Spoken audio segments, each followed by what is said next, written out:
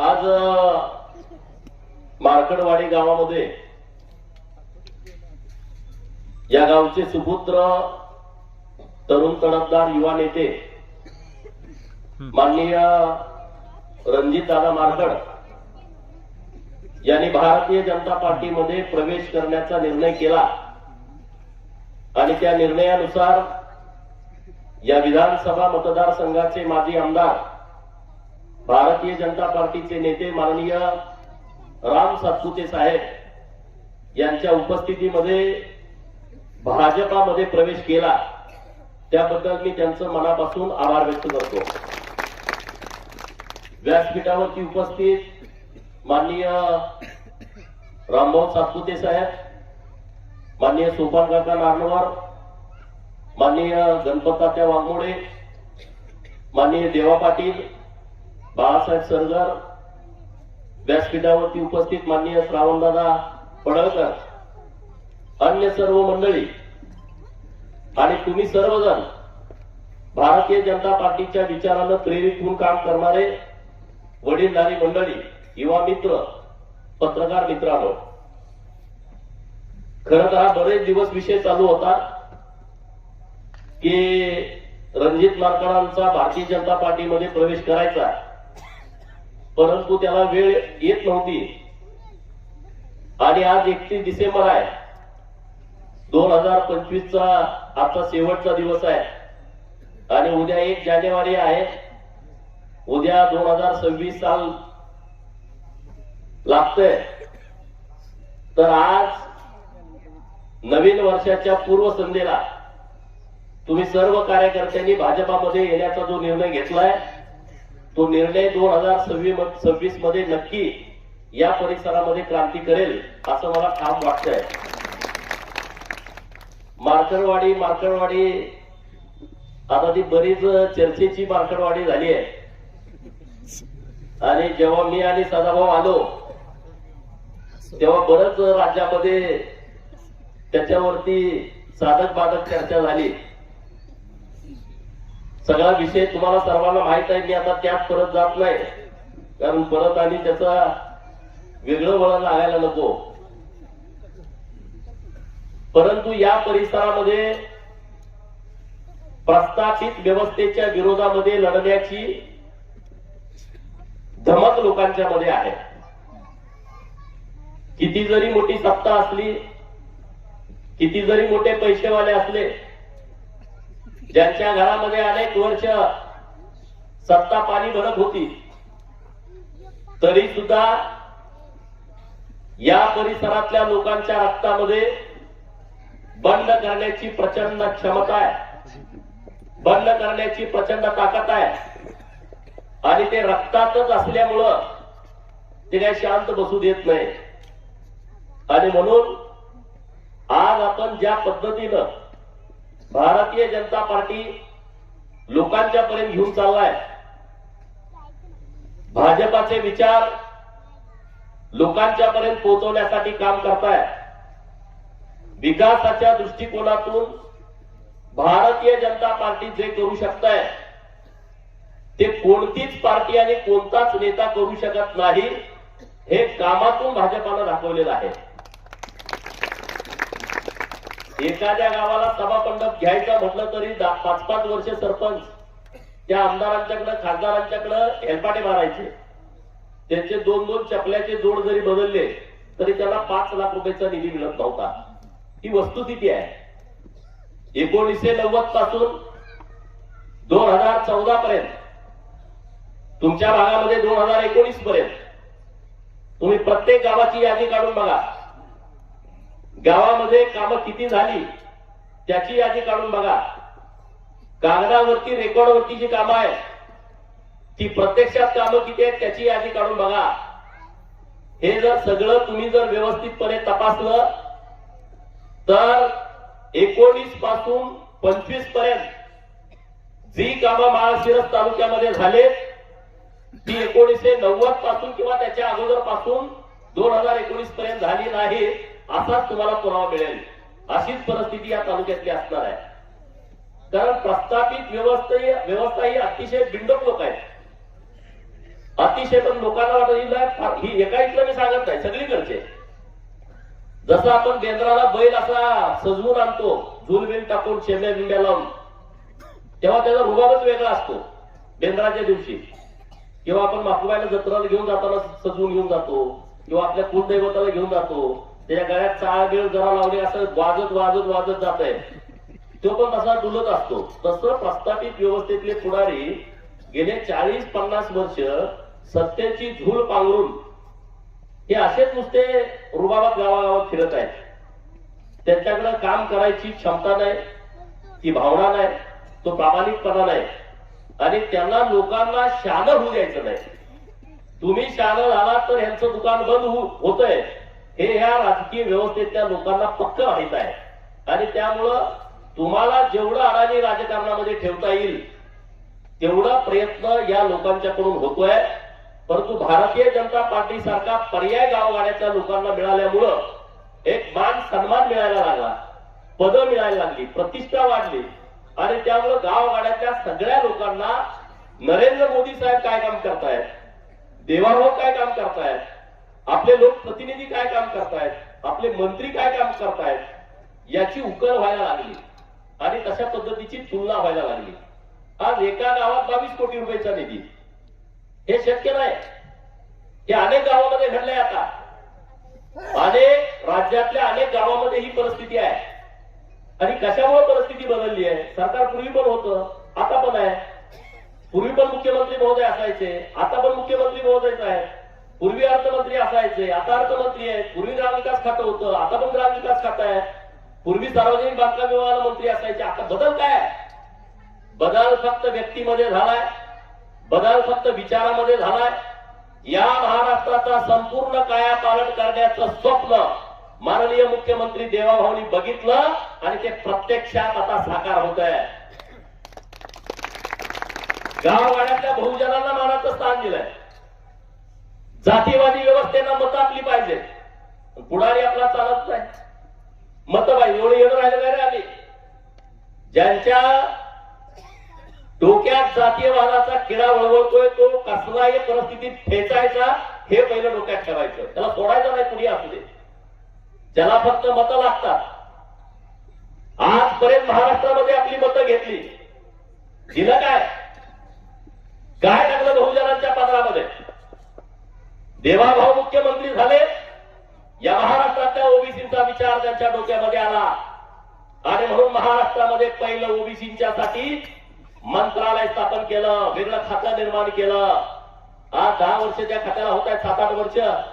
असं कधी कुणाच्या डोक्यात आलं नाही. तेव्हा गावागाड्यामध्ये गरीब लोक राहत आहेत, उपेक्षित लोक राहत आहेत, सामाजिक मागासले पण त्यांच्यामध्ये आहे, शिक्षणापासून ही लोक दूर आहेत, घरादाराची त्यांची परिस्थिती वाईट आहे, पोरीबाळांच्या शिक्षणाची व्यवस्था त्यांच्याकडे नाही, आरोग्य व्यवस्था त्यांच्याकडे पोहोचली नाही. आणि म्हणून यासाठी काय करायचं? तर सरकार त्यासाठीच असतं, धोरणं तयार करणं, केलेल्या धोरणाची अंमलबजावणी करणं. आणि म्हणून देवाभाऊ मुख्यमंत्री झाले, आणि त्यांनी धोरणं नवीन तयार केली, आणि त्या धोरणामुळं आज महाराष्ट्रातल्या बहुजनांची पोरं शिकायला लागली आहेत, हॉस्टेल ऍडमिशन घ्यायला लागली. ज्यांना हॉस्टेल ऍडमिशन नाही, त्यांना वसतिगृहात ज्यांना ऍडमिशन मिळत नाही, त्यांना त्यांच्या खात्यावरती पैसे द्यायला लागले. मुलींना मोफत शिक्षण मिळायला लागलं. आज 16 नवीन मेडिकल कॉलेज महाराष्ट्रामध्ये निर्माण झाले आहेत, 16 नवीन मेडिकल कॉलेज. त्यात आनंदाची बाब, अहिल्यानगरला नवीन शासकीय वैद्यकीय महाविद्यालय माननीय मुख्यमंत्री देवाभाऊंनी घोषित केलं, आणि त्याच्या पुढे जाऊन त्या विद्यालयाला पुण्यश्लोक अहिल्यादेवी होळकर शासकीय वैद्यकीय महाविद्यालयात नाव दिलं. का नाही वाटलं या लोकांना कधी की अहिल्यादेवीच्या नावाने एखादं विद्यापीठ असावं, अहिल्यादेवीच्या नावानं एखादं शासकीय वैद्यकीय महाविद्यालय असावं? त्यांना ह्याच्या बापाची नावं द्यावं वाटतात, पण महापुरुषांची नावं द्यायला यांना नको वाटतंय. महात्मा ज्योतिबा फुलेंच्या नावावर काय करायचं म्हटलं नको, बाबासाहेबांच्या नावावर काय करायचं नको, राजे उमाजी नायकांचं नाव द्यायचं म्हटलं तर बिघडतंय, पण आजोबाचं पंजोबाचं नाव द्यायचं म्हटलं का गडी एकदम हेलपाट घालते. आमच्या आज्याने केलं. प्रत्येकाचं भाषण मी ऐकतोय, आमच्या आजोबाच्या विचारांना. आता ही कुठल्या पुस्तकात विचार आहे मला माहित नाही, त्याचं पुस्तक कुठल्या दुकानात मिळतं हे माहित नाही. प्रत्येक तालुक्यातलं गडी होते अमुक अमुक यांच्या विचाराला कुठला विचार आहे, काय आहे, कुठल्या पुस्तकात आहे, कुठं वाचायचं, तो नेमकं काय आहे. हे जे फसवा फसवीचं राजकारण गेले अनेक वर्ष झालं, त्या राजकारणानं आपल्या गावगाड्यातल्या लोकांची अक्षरशः माती केली आणि म्हणून नरेंद्र मोदी साहेबांसारखा एक कणखर नेता या देशाला मिळाला. या देशाची शान वाढली, जगामध्ये देशाचं नाव झालं. जगातले प्रत्येक देशाचे प्रमुख म्हणायला लागले की भारत आपल्या सोबत असल्याशिवाय आपली प्रगती होणार नाही. नरेंद्र मोदी साहेब आपले दोस्त असले पाहिजे, भारताशी आपली मैत्री असली पाहिजे, असं जगातल्या प्रत्येक राष्ट्राला वाटायला लागलं. आणि जे विरोधामध्ये राष्ट्र आहेत त्यांना तिथं त्यांचं देश, त्यांचं राज्य चालवणं सुद्धा मुश्किल होऊन बसलंय. आजची ही परिस्थिती आहे. आणि म्हणून मार्कडवाडीमध्ये तुम्ही आज इतक्या चांगल्या पद्धतीने निर्णय केला की रणजित मार्कड यांच्या सोबत जायचं. जे तुमचं ईव्हीएमचा सगळा घोटाळा झाल्यानंतर हे सगळं प्रकरण इतकं वाढलं. परत आम्ही इकडे आलो, परत ते बंद झालं. परत आता रणजितला काय वाटलं की बाबा हे खरं सांगितलं पाहिजे. मलाही काही रामभाऊ बोलला नाही. ते डायरेक्ट प्रदेश अध्यक्षाकडे गेले. प्रदेश अध्यक्ष साहेबांचा मला फोन आला, कुठं आहे? मी म्हटलं गावाला आहे. उद्या ताबडतोब तू मुंबईला ये. मी म्हटलं काय झालं? तर ते म्हणलं मार्कडवाडीचा विषय प्रेस घ्यायची. मला आता आम्ही कशाला मार्कडवाडी माझ्या मागे लावतोय? नाही म्हणले तूच यायला पाहिजे मुंबईला. बरं ठीक आहे म्हणलं. पण दुसऱ्या दिवशी सोमवारी मला काही जाता आलं नाही कामातनं. परत सोमवारी फोन आला, अरे कुठं आहे तू? अहो म्हणलं मला जरा काम होतं, मला येतात. अरे तुला यायला सांगितलंय, ते सगळी लोक थांबले, परत मुंबईला ये. मग दुसऱ्या दिवशी आम्ही मुंबईला गेलो आणि मग हा सगळा विषय समजून घेऊन त्याच्यावरती प्रेस घेतली, त्याच्यावरती भूमिका मांडली. रणजित मार्कडनी जी भूमिका मांडली ती माननीय प्रदेश अध्यक्ष महोदयांच्या सूचनेप्रमाणे मांडली. त्यामुळं या सगळ्या विषयामध्ये जे काही परिस्थिती होती इथली ती सगळ्या लोकांच्या समोर आली. तर आता तो विषय जाऊ द्या, तो विषय आता पूर्णपणे शिळा झालेला आहे. परंतु आता त्यांनी भाजपामध्ये येण्याचा निर्णय घेतलाय आणि रामभाऊ सारखा एक चांगला नेता इथं आता या माळशिरस तालुक्यामध्ये रात्रीचा दिवस करून इथल्या लोकांना न्याय मिळावा, इथल्या भागाचा विकास व्हावा, इथल्या आरोग्याच्या सुविधा चांगल्या व्हाव्यात आणि इथल्या सर्वसामान्य लोकांना पद प्रतिष्ठा मिळावी यासाठी ते मेहनत घेत आहेत. तर तुम्ही चांगला निर्णय केला की भाजपाच्या सोबत येऊन काम करायचा. जयभाऊ सारखा एक चांगला खनकर पालकमंत्री आपल्याला मिळालाय आणि तुमच्या शिवे शेजारी आहे. 5 मिनिटांमध्ये तुम्ही जयभाऊच्या मतदारसंघामध्ये जाऊ शकता. आणि माढा लोकसभा मतदारसंघाचा हा भाग असल्यामुळं त्यांचं विशेष लक्ष हे माळशिरस तालुक्याकडे आहे. आणि त्यामुळं आपण सर्व भारतीय जनता पार्टीत आलेले सर्व मंडळी आपण सगळे एका विचारानं चांगल्या ताकदीनं आपण सगळेजण पुढे जाऊ. आमदार साहेबांच्या सोबत चांगल्या पद्धतीनं काम करू आणि पुढे आता निवडणुका जिल्हा परिषद आणि पंचायत समितीच्या येत आहेत. काय 4-8 दिवसात लागेल असं लोक बोलत आहेत. महिन्याभरात त्या निवडणुका होतील आणि त्याच्यानंतर पहिली निवडणूक येणार आहे ती लोकसभेची निवडणूक येणार आहे. आणि लोकसभेमध्ये जो पराभव इथं झालाय आणि ज्याच्यावरती ही लोक सगळी उड्या मारतायत, तर याबाबत सुद्धा तुम्ही विचार करणं आवश्यक आहे. आणि मग त्याच्यानंतर विधानसभेच्या निवडणूक 2029 पर्यंत मध्ये ग्रामपंचायतच्या कुठं निवडणुका लागल्या तरच बाकीच्या निवडणुका परत नाहीत. ज्या आपल्या स्थानिक स्वराज्य संस्थेच्या निवडणुका या महिन्याभरामध्ये पार पडतायत. तर तुम्ही सगळे एक दिलानं, एक मनानं, एकजुटीनं आपण सगळ्यांनी पुढे जावं.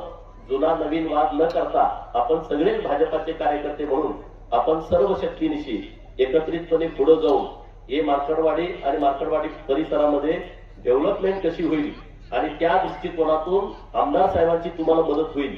आणि ते आमदार जरी नसले तरी निधी ते आमदार खासदारांपेक्षा जास्त आपल्या तालुक्याला आणतायत याचा मनस्वी आनंद कार्यकर्ता म्हणून मला पण आहे.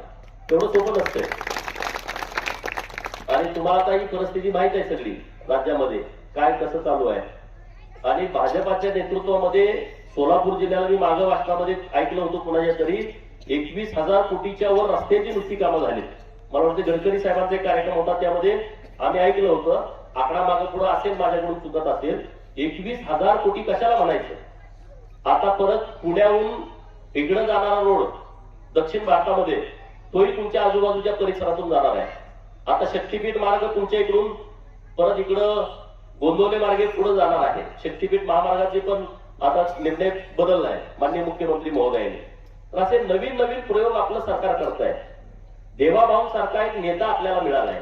बहुजनांच्या पोरांनी घरात भिंतीवरती लिहून ठेवा, तुमच्या हिताचा विचार करणारा, तुमच्या आयुष्यामध्ये आमूलाग्र बदल व्हावा अशी भावना असणारा, नुसती भावना असून चालत नाही, त्याच्यावरती धोरण राबवणारा, धोरण निर्माण करणारा, धोरण निर्माण केलेलं त्याची अंमलबजावणी करणारा 1 मे 1960 नंतर कोण नेता असेल तर त्या नेत्याचं नाव आहे देवेंद्र गंगाधरराव फडणवीस. हे लक्षात ठेवा. हे व्हॉट्सअप फेसबुक वरती कुत्री भोगतेत म्हणून त्यांच्या नादाला लागून तुम्ही काहीतरी ऐकत बसू नका. जरा डोक्यानं चाला. व्यवस्थित नाही, वस्तुस्थिती आहे. या नेत्याला संरक्षण कवच देणं ही आपली जबाबदारी आहे आणि धनगराची ती पहिली जबाबदारी आहे. जेवढे जे विषय केलेत ना गेल्या 2014 नंतरचे, अरे सोलापूरच्या विद्यापीठाला अहिल्या देवीचं नाव द्या. किती आंदोलन झाली, दिलं नाही कोणी. देवेंद्र फडणवीस साहेबांनी दिलं. आम्हाला त्याचं स्वयं सुटत नाही. आम्हाला घरात निवांत जेवण खाणं, मेवणार मेवणी, सासू सासरा, इकडं लग्न आहे तिकडं लग्न आहे, इकडं मायकाला जायचं इकडं देवाला जायचं आहे. त्यातून आपण बाहेर आलं पाहिजे ना आपण ह्या विषयात. हे पण करा ना. परंतु चाललंय काय, संभाजीनगरच्या पूर्वीचा औरंगाबाद मराठवाडा विद्यापीठाला नाव बाबासाहेबांचं द्यावं.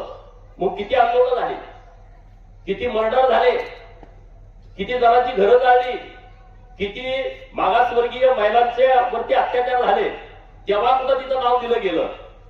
आज सोलापूर विद्यापीठाला अहिल्या देवीचं नाव दिलंय. आता पुतळा तयार झालाय सोलापूर विद्यापीठाच्या प्रांगणात आणि त्याचं आपल्याला लोकार्पण करायचं आहे.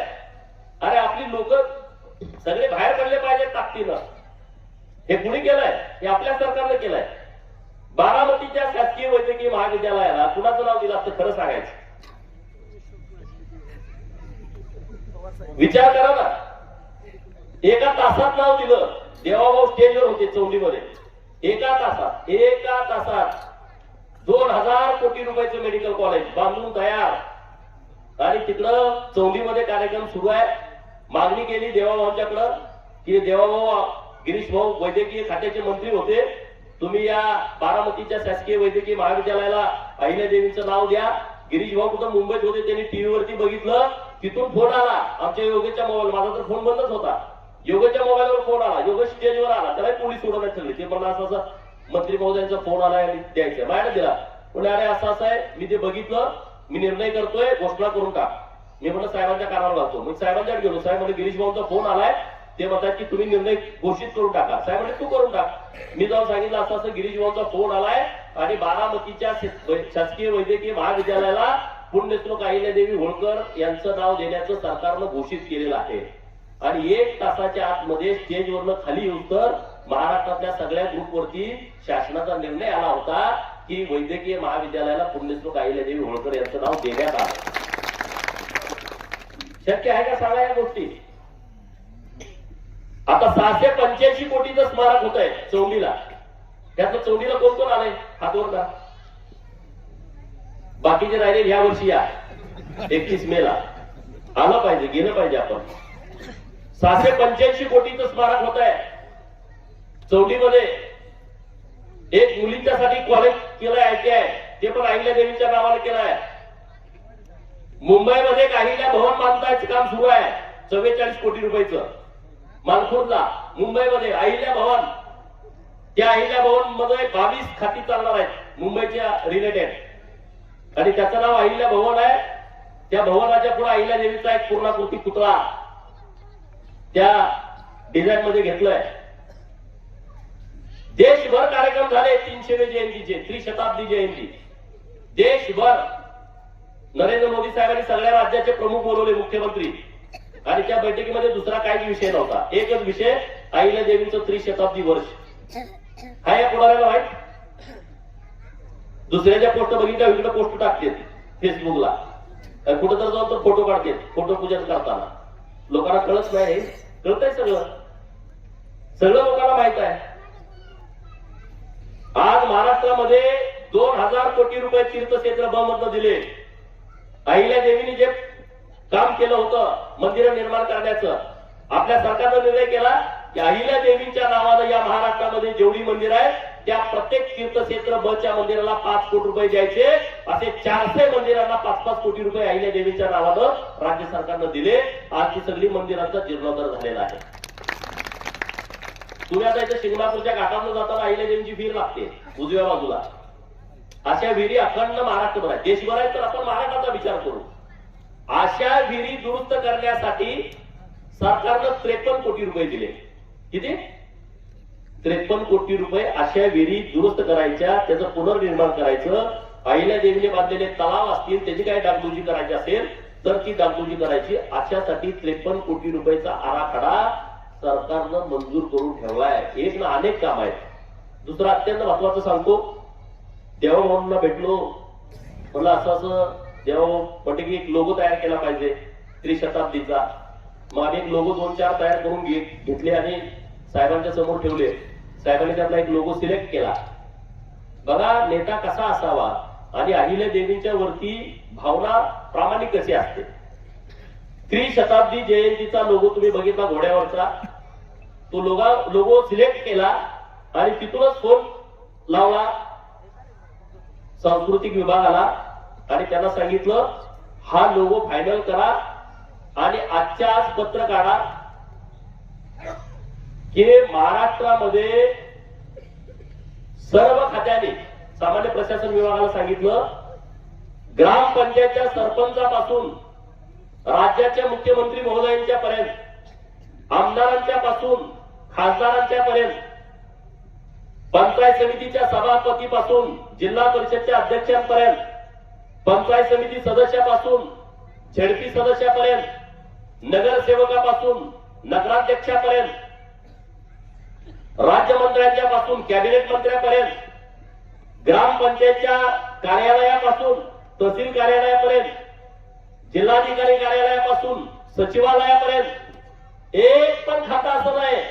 या सगळ्या खात्यांना सूचना दिल्या की तुमच्या प्रत्येकाच्या लेटर हेड वरती पुण्यश्लोक अहिल्यादेवी होळकरांचा त्रिशताब्दीचा लोगो असला पाहिजे. महाराष्ट्राला सगळे आदेश देऊन टाकलं आणि आज सगळ्या महाराष्ट्राच्या कार्यालयामध्ये सगळ्या पत्रावरती, सगळ्या मंत्र्यांचं पत्र बघा, सचिवाचं पत्र बघा, उपसचिवाचं पत्र बघा, कक्ष अधिकाऱ्याचं पत्र बघा, पोलीस स्टेशनच्या पीआयचं, डीवायएसपीचं, एसपीचं पत्र बघा, त्याच्यावरती अहिल्यादेवीचा लोगो आहे. अरे हा सन्मान करण्याची पद्धत आहे. हे कुणी केलं नव्हतं, शक्यच नाही. कारण ती भावना असावी लागते. ती भावना माननीय मुख्यमंत्री महोदयांची आहे. एक विषय आपला राहिला आरक्षणाचा, एक विषय राहिला आपल्या धनगर समाजाच्या एसटी आरक्षणाचा आणि त्या विषयामध्ये आम्ही रात्रीचे दिवस करतोय. सरकार प्रामाणिकपणे आपल्या बरोबर आहे, परंतु कोर्टाकडून आपल्या बाजूने निकाल झाला नाही. ही वस्तुस्थिती आहे. हायकोर्टामध्ये निकाल विरोधात गेला फेब्रुवारी 2024 ला. सुप्रीम कोर्टामध्ये गेलो, तिथला निकाल विरोधात गेलाय. जे दुसरे याचिकाकर्ते होते त्यांनी तिथं केस दाखल केली होती. परत आपल्या महाराणी अहिल्यादेवी होळकर प्रबोधनी विचार मंचनं पण तिथं PIL दाखल केली आणि आता अशी भूमिका घेतली आहे की तिथली केस विड्रॉल करायची सुप्रीम कोर्टाची आणि हायकोर्टमध्ये दाखल करायची आणि मग त्याचा एक शेवटचा प्रयत्न करायचा. सरकारकडे आमची मागणी अशी आहे की हायकोर्ट सुप्रीम कोर्ट काय करायचे करल, परंतु धनगर समाजाच्या आरक्षणाचा निर्णय सरकारनं लावला पाहिजे आणि त्यासाठी वाटण ते सरकारनं करावं. धनगर समाज तुमच्या सोबत कायमचा राहील. दुसरीकडे काही विषयच नाही हो. दुसरीकडे अंधार आहे, काळ फुटतं, ते काही करू शकत नाही आपल्यासाठी. काय त्यांची भावना आपल्याविषयी प्रामाणिक नाही. त्यामुळे तो विषय आपल्यासाठी इतर लोकांचा महत्वाचा नाही. जी लोक आपल्यासाठी करतायत त्यांच्याबरोबर आपण ठामपणे उभं राहू, त्यांच्याकडून आपण ताकद मिळवून घेऊ. आता आपल्या सुतगिरणीचा एक चांगला निर्णय केलाय आणि माळशिरसकरांना माझी विनंती आहे की इथल्या धनगर समाजाच्या तरुण मुलांनी एकत्रित येऊन एक धनगर समाजासाठी जो निर्णय केलाय आपला की आदिवासी समाजाच्या धर्तीवरती धनगर समाजाला सुतगिरणी द्यायचा आणि त्यामध्ये 95% काही सरकारला द्यायचे, काही कर्ज द्यायचं, फक्त 5% आपण भाग भांडवल घालायचं आणि 138 कोटी रुपये पर्यंत आता इस्टिमेट गेलंय. ती सुतगिरणी धनगरांच्या पोरांना द्यायची. तर माझी तुम्हाला विनंती आहे, तुमची सुद्धा एखादी सुतगिरणी आपल्या माळशिरसमध्ये असावी, म्हणजे तुम्हाला जरा बसाय उठायला एक ठिकाण होईल, तशा पद्धतीचे एक केंद्र होईल. तर चांगल्या विचाराच्या पोरांनी एकत्रित येऊन 10 एकर जागा जर तुमच्याकडे कुठं असेल रोड कडेला गावाच्या शेजारी, तर तिथे एक तुम्ही प्रस्ताव द्यावा. रामभाऊ सातपुते साहेबांनी आम्ही माननीय मुख्यमंत्री महोदयांना भेटू आणि माळशिरस तालुक्यातल्या धनगर समाजाच्या लोकांनी हा प्रस्ताव सादर केलाय आणि त्याला माननीय मुख्यमंत्री महोदयांनी मंजुरी द्यावी अशी आम्ही विनंती त्यांच्याकडे करू. तर हे तुम्ही केलं पाहिजे असं मला तुम्हाला सांगावं वाटतंय. विद्यार्थ्यांच्यासाठी खूप चांगल्या स्कीम आपल्या सरकारने आणलेत. धनगर समाजाच्या मुलाला वसतिगृहामध्ये जर ऍडमिशन मिळालं नाही तर त्याला स्वयं नावाची योजना आणली आहे. जर तुम्ही तालुक्याला पोरगा शिकायला असला तर त्याला 38,000 रुपये, तो जिल्ह्याला जाऊन शिकायला असला त्याला 43,000 रुपये, तो जर क वर्गाच्या महानगरपालिका आणि आयुक्त कार्यालयाच्या ठिकाणी जर शिकायला असला त्याला 53,000 रुपये, आणि तो जर मेट्रो सिटीमध्ये शिकायला असला मुंबई, ठाणे, नवी मुंबई, पिंपरी चिंचवड, पुणे, नागपूर या ठिकाणी जर आपला पोरगा 12वी नंतर शिकायला गेला आणि त्याला ऍडमिशन मिळालं नाही तर त्याला 61,000 रुपये द्यायची स्कीम आपल्या सरकारनं आणलेली आहे. 61,000 रुपये. असं किती मुलांना? एका जिल्ह्यात 600 मुलांना, 21,600 मुलांना अख्ख्या महाराष्ट्रामध्ये पहिल्यांदा स्कीम असे आले. तर ह्या ज्या सगळ्या योजना आहेत त्या समजून घ्या नीटपणे, आणि त्या नीटपणे समजून घेऊन आपण पुढे कसं जायचं याचा सगळ्यांनी आपण विचार केला पाहिजे. एवढं या निमित्तानं बोलतो. रणजित दादांना खूप खूप शुभेच्छा देतो. त्यांच्या सगळ्या सहकाऱ्यांना मनापासूनच्या खूप खूप शुभेच्छा देतो. रामभाऊ सातपुते साहेबांचं जे काम या परिसरामध्ये चाललंय ते काम सगळी लोक बघतायत, सोशल मीडियाच्या माध्यमातून बघतायत, आणि ते नशीबवान आहेत की त्यांना माननीय मुख्यमंत्री महोदय आणि पालकमंत्री महोदय, माजी खासदार साहेबांचा त्यांना खूप चांगला सपोर्ट आहे की त्यांचं कुठलंच काम छटत नाही. तर अशा पद्धतीचं एक नेतृत्व तुम्हाला मिळालंय. तर त्याच्या माध्यमातून या परिसराचा विकास करून घेणं याच्यासाठी तुम्ही प्राथमिकता द्या अशी मी तुम्हाला सगळ्यांना विनंती करतो. मी जतमध्ये आता काम करतोय. जतमध्ये मला पार्टीनं संधी दिली, नाहीतर खानापूर आमचा विधानसभा मतदारसंघ शिवसेनेकडे होता. मला 19ला तिथं लढता आलं नाही आणि मला 24ला पण तिथं लढता आलं नाही. परंतु साहेबांनी मला जतला पाठवलं. जतच्या लोकांनी मला तिथं महिन्याभरातच आमदार करून टाकलं, आणि आज ती लोक माझ्याबरोबर इतकं प्रेम करतायत की मला त्यांनी पूर्ण ताकद दिली. आज सगळ्या प्रस्थापितांना खरं तर एवढं वाईट वाटतंय. अगोदर त्यांना मला बोलता येत होतं मागच्या दाराला आलाय, अमुक झालं तमुक झालं. आता त्यांची तोंड पूर्णपणे बंद जत तालुक्यातल्या मायबाप जनतेने आणि भारतीय जनता पार्टीच्या नेतृत्वाने केलेलं आहे. त्यामुळे मला सन्मानानं काम करता येतंय. समाजासाठी जे काही लागेल ते करण्याचा आमचा प्रामाणिकपणे प्रयत्न आहे. तशा पद्धतीनं आम्ही पुढे प्रयत्न करतोय. परवा मुख्यमंत्री महोदयांच्या हस्ते सांगलीमध्ये अहिल्यादेवीचा अश्वारूढ पुतळा त्याचा लोकार्पण सोहळा झाला, तुम्ही बघितला. महाराष्ट्रातला सर्वात मोठा पुतळा सांगली मिरज कुपवाड महानगरपालिकेने केलाय. आता आम्ही दुसरा पुतळा करतोय.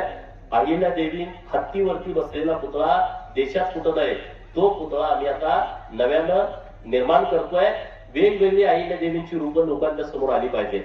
लढतानाचा फोटो आला, हातात पिन असणारा फोटो आला.